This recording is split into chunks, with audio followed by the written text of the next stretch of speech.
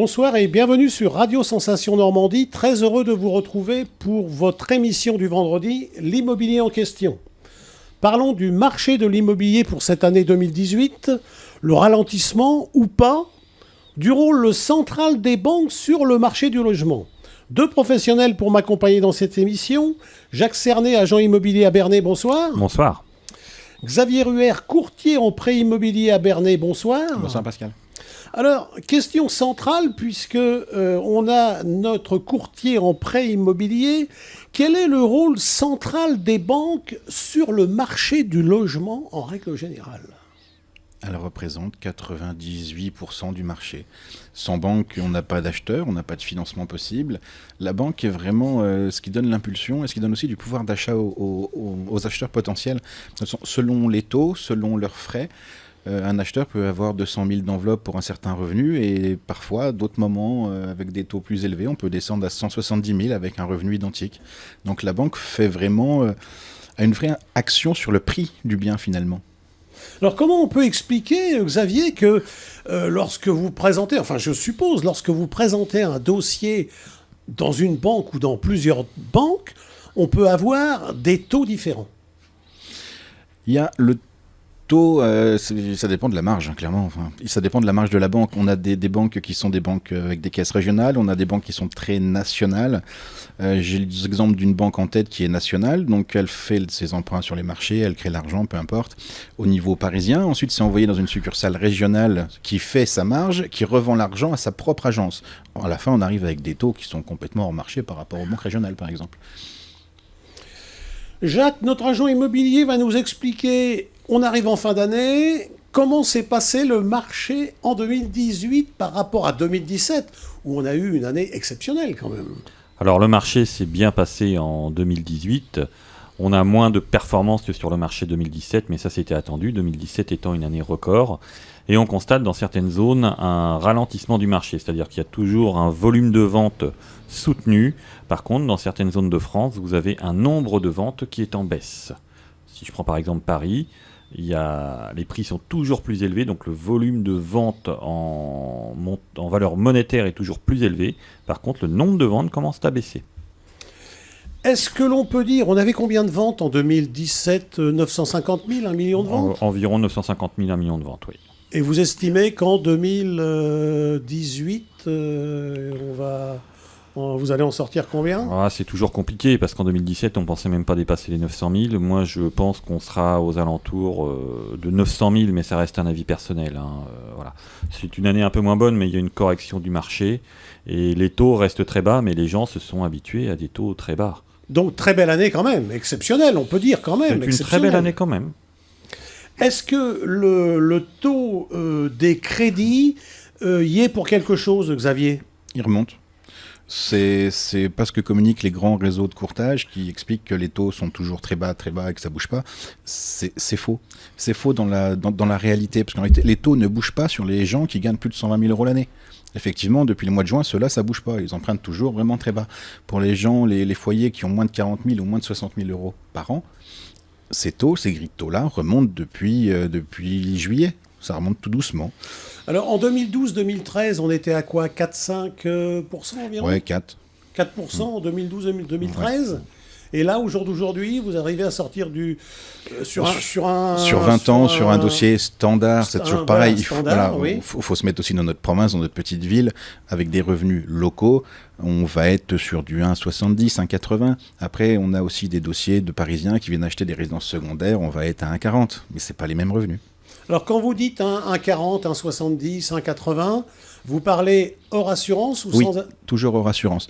On peut pas, pour un courtier, c'est très compliqué de s'exprimer assurance incluse. Il y a un questionnaire de santé qui doit être fait par le client. Je ne sais pas ce qu'il va mettre dedans. Il n'a pas à me le dire. Et ça impacte énormément son taux, finalement, d'assurance. Bon, ça, c'est à sa discrétion. La plupart des clients nous le disent, hein, mais ils ne sont pas obligés de le dire. Donc, on préfère parler hors assurance. Ça, c'est un taux qui est sûr, qui est fixe, qui est garanti. Les assurances, c'est aléatoire.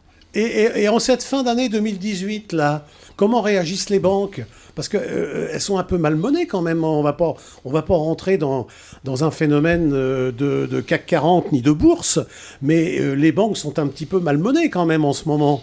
Donc comment elles réagissent par rapport au marché de l'immobilier? Est-ce que c'est une niche pour eux ou pas? Ah non, pour eux, le prêt IMO, ça les enquiquine. Ils n'ont pas envie de faire du prêt IMO. Le prêt IMO, en réalité, c'est la tête de gondole. Ça leur sert à capter du client. C'est une promo que vous pouvez avoir dans une grande surface sur des légumes, venez, et puis on remplit le caddie avec d'autres choses. La banque, c'est exactement la même chose sur le prêt immobilier. Si elles peuvent faire de la captation de clients sans le prêt immobilier, elles sont d'autant plus contentes. Donc le prêt IMO, à cette heure-ci, c'est vraiment c'est une pub. C'est venez chez nous, on a tel taux, etc. Après, il faut bien regarder tout ce qui va autour. La synergie, Jacques, entre l'agence immobilière, la banque ou le courtier, entre le particulier, est-ce qu'il y a vraiment une synergie, ou bien lorsque vous avez un client acquéreur, il a déjà été à sa banque, est-ce que c'est vous qui vous en occupez, comment ça se passe? Alors on a différents cas de figure. On a le client qui a été voir sa banque ou son courtier avant de venir nous voir, donc il a un budget beaucoup plus précis. Parfois on va avoir un client qui arrive qui n'a pas une idée réelle de son budget. En agence immobilière, on peut établir une enveloppe théorique, et j'insiste sur le mot théorique, parce qu'une agence immobilière n'a pas le droit de demander les relevés de compte, n'a pas le droit de demander les fiches de paye, n'a pas le droit de vérifier ces éléments-là sur le client, donc le client ne nous fait que du déclaratif. Après, la complémentarité, c'est de se dire, on va faire une recherche, mais pour que cette recherche soit efficace, tant pour le client que pour l'agence immobilière, on va rediriger ou vers sa banque ou vers le courtier. Et naturellement, les agences redirigent plus souvent vers un courtier qui a des disponibilités plus rapides et surtout qui a une visibilité du marché beaucoup plus large par rapport au profil du client. Parce que si vous allez dans une banque donnée, elle va peut-être refuser votre dossier alors qu'une autre banque, elle l'acceptera. Donc c'est un gain de temps réel pour un client particulier. Donc lorsque le client pousse votre porte d'agence immobilière, Jacques, la première chose en fait, c'est de savoir ou de le diriger tout de suite vers le courtier pour savoir exactement s'il a une bonne capacité d'emprunter, si c'est possible ou pas en fait. C'est la première démarche en fait. C'est la première démarche, parce que si vous signez une vente et que vous n'êtes pas sûr, on n'est jamais sûr à 100%, mais si vous n'êtes pas sûr du financement, d'une part, vous allez mécontenter votre vendeur parce que vous n'aurez pas vérifié certains éléments, et d'autre part, votre acheteur, lui, ne pourra pas forcément acheter la maison qu'il pensait pouvoir acheter. Et si on pousse à l'extrême, si l'acheteur vous fait des fausses déclarations, ça peut l'emmener sur des ennuis judiciaires assez conséquents. Oui, et puis après, vous allez perdre votre temps à faire des visites ou je ne sais pas quoi encore, mais vous allez perdre un temps infini, puisque pour faire des visites, ça demande beaucoup de temps, etc., revisite, etc. Si c'est pour que le dossier n'aboutisse pas, aucun élément. C'est ça, et ça bloque le bien au niveau du vendeur, et le vendeur se passe d'autres clients qui potentiellement seraient finançables. J'ai une question de Caroline, ça c'est pour notre courtier en prêt immobilier, qui nous dit j'ai eu un accord de principe de ma banque et après ça n'a pas été au bout lorsque j'ai demandé que ça avance pour acheter la maison. Ça arrive. Est-ce possible? Oui. Oui, parce qu'un accord de principe, une banque peut aussi vous faire un accord. Ça dépend vraiment de la banque et du conseiller que vous avez en face de vous. Un conseiller, il a tous les outils pour vous faire un accord de principe sur du déclaratif aussi. Après, une fois que vous fournissez les documents, pour le peu que la situation évolue entre l'accord de principe et l'édition des offres de prêt définitives, ça m'est arrivé il n'y a pas très longtemps, on a un accord de principe sur un dossier, on fait la présentation en banque, on ouvre les comptes, un petit peu avant d'éditer les offres de prêt, on s'aperçoit que monsieur a fait un crédit voiture une semaine avant. Bah non, ça passe plus. Donc le coût n'est plus jouable. Non. Donc ça peut arriver. Un accord de principe, c'est vraiment deux principes, c'est pas un accord définitif, c'est pas des offres de prêt. Vous avez 30 secondes chacun, messieurs, pour conclure. Jacques, on a parlé de l'année 2018 qui a été une année exceptionnelle aussi. Maintenant, comment vous voyez l'année 2019 ? L'année 2019, je la vois à peu près identique à 2018, sachant que fin 2018, il y a quand même pas mal de mouvements dans beaucoup de domaines. Donc je pense qu'on va avoir un petit attentisme sur le sujet et probablement des clients qui vont changer de perspective de vie par rapport à certaines situations. Donc je la vois un petit peu comme 2018 au jour d'aujourd'hui. Est-ce que, Xavier, vous, pour 2019, c'est la même vision que vous avez en matière de... Non, je suis plus pessimiste pour 2019. On a les taux qui remontent depuis 6 mois, personne n'en parle, mais ils sont là. Les montées se font 0,10 par 0,10. Mais petit à petit, on va sortir des primo-accédants du marché. Soit le prix de l'IMO va devoir baisser pour s'adapter, soit on va perdre des clients.